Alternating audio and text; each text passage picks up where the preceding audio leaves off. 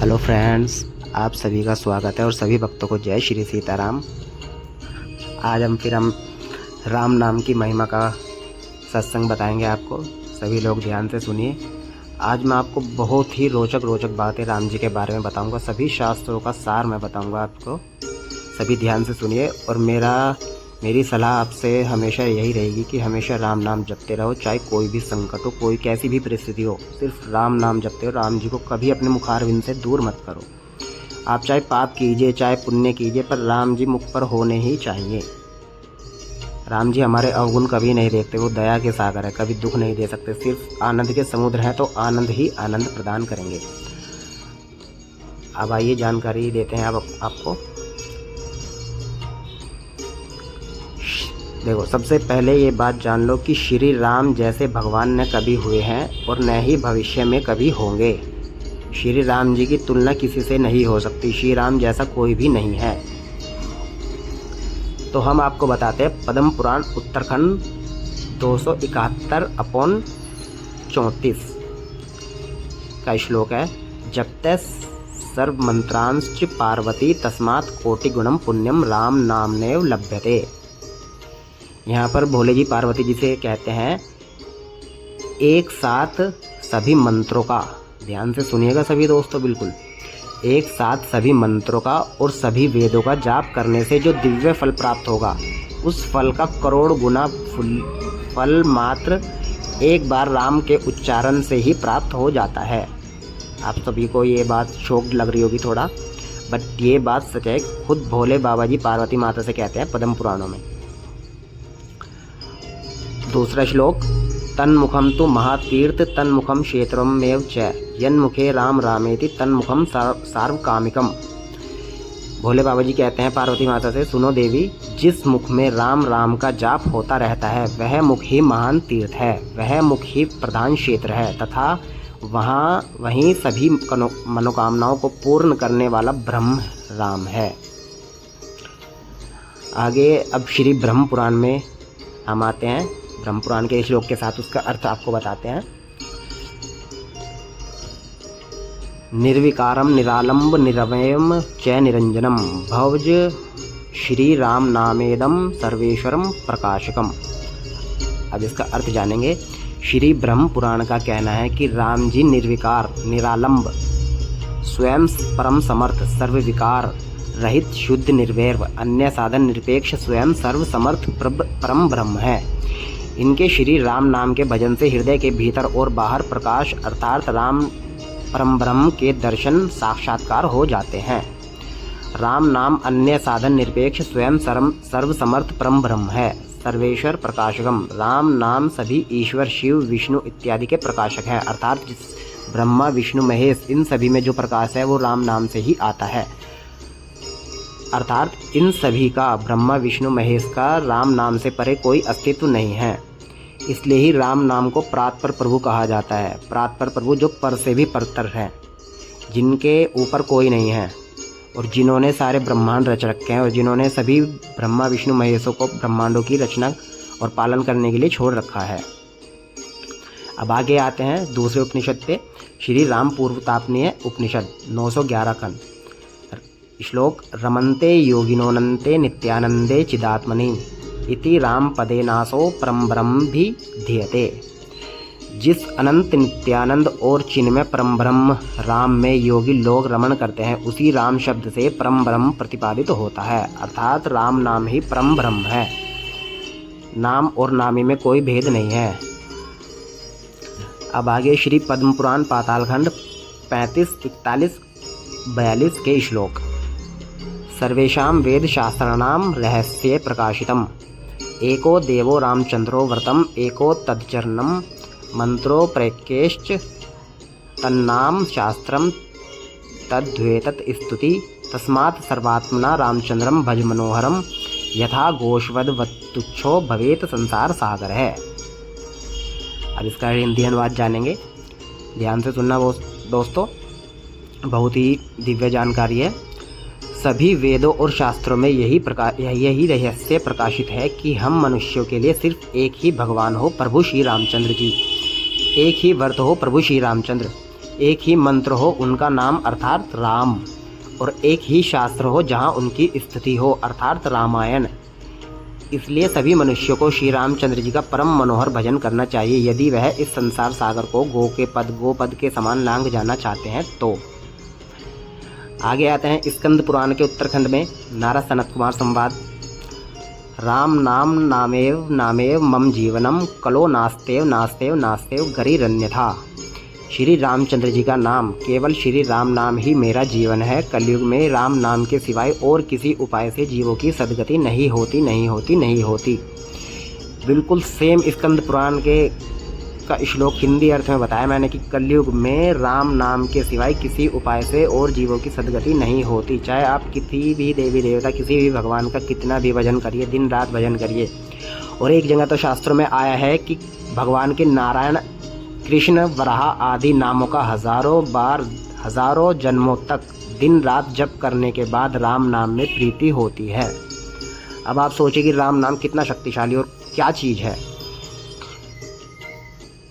तो इसलिए आप डायरेक्ट राम नाम से जुड़िए और अपने जीवन का इसी जन्म में उद्धार कर लीजिए। आगे चलते हैं हरित स्मृति शास्त्र में।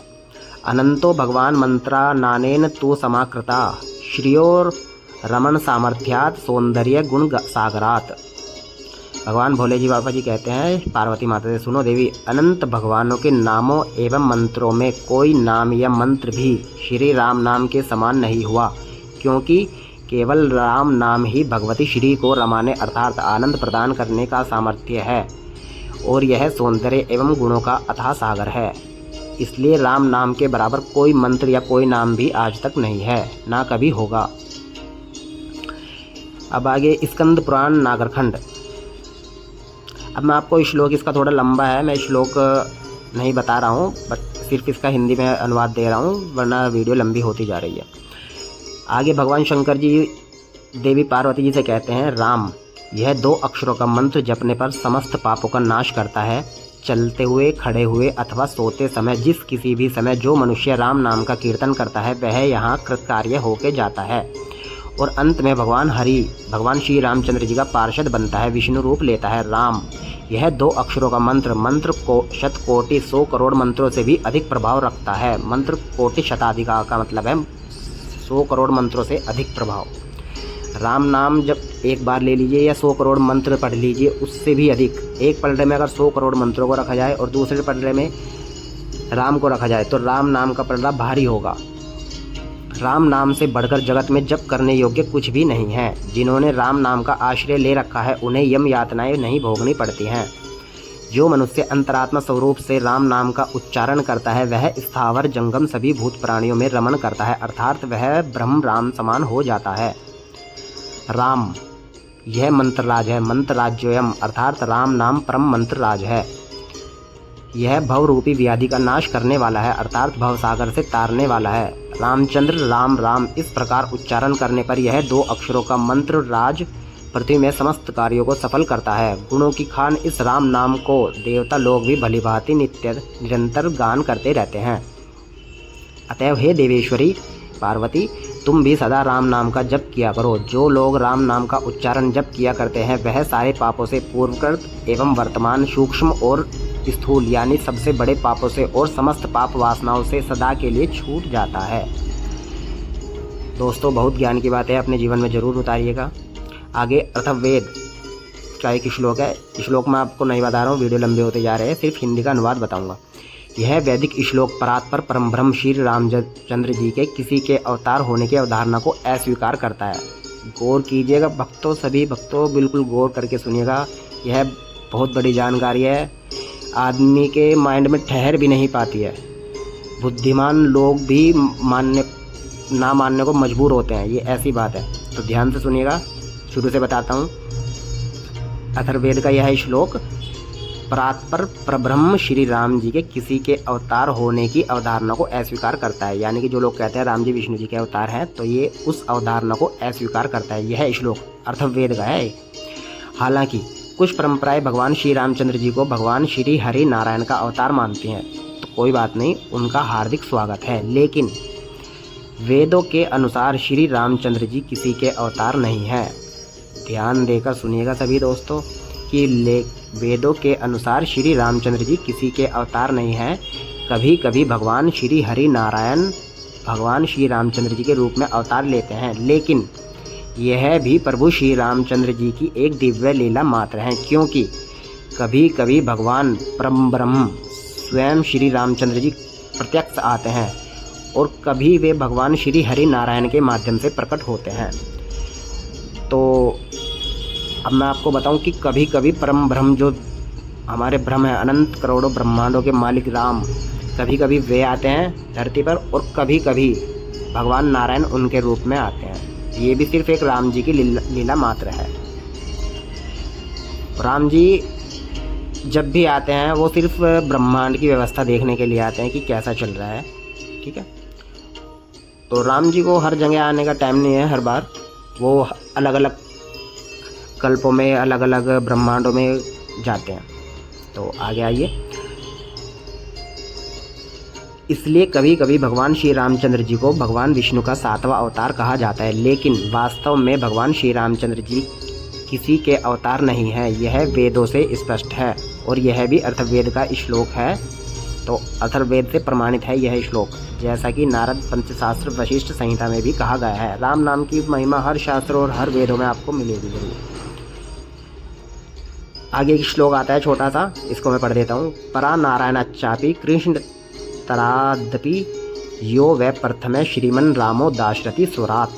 ध्यान से सुनिएगा इसका अर्थ। जो श्री नारायण से भी परे हैं, जो श्री कृष्ण से भी परे हैं, जो सबसे श्रेष्ठ हैं, जो परम स्वराट हैं, वे दशरथ पुत्र श्रीमान राम हैं। वही परमात्मा श्री राम है।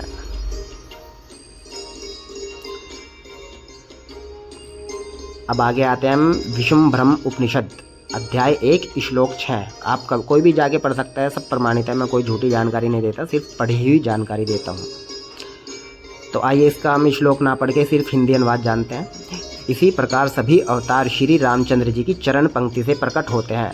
ध्यान दीजिएगा सर, चरण पंक्ति यानी कि जो पैर के तलवे में लाइनें होती हैं, चरण पैर पंक्ति लाइन, तो जो पैरों की लाइनों से सभी अवतार पैरों की लाइनों से प्रकट होते हैं।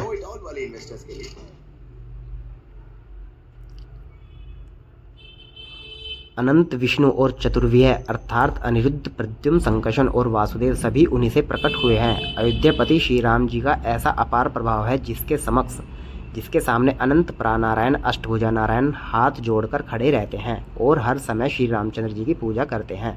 जब असंख्य करोड़ों ब्रह्मा विष्णु और शिव आदि को आज्ञा मिलती है तो वे श्री रामचंद्र जी की आज्ञा से सभी करोड़ों करोड़ों ब्रह्मांडों की रचना, पालन, संहार आदि सभी कार्य करते हैं। वे ब्रह्मा विष्णु और महेश सभी 2 प्रकार के हैं, एक राम जी से भिन्न और एक उनका अभिन्न अंश। वे हमेशा श्री रामचंद्र जी की सेवा करते रहते हैं। तो सभी भक्तों को कमेंट में बताइएगा ये जानकारी कैसी लगी। ये जानकारी ऐसी है कि आपको बहुत ही कम चैनलों पर सुनने को मिलेगी और शायद ना भी मिले, तो इसलिए हमारे चैनल को सब्सक्राइब कीजिए। राम जी की सबसे रोचक बातें यहीं जानने को मिलती है। हमारे साथ बने रहिए। सभी भक्तों को जय श्री सीताराम।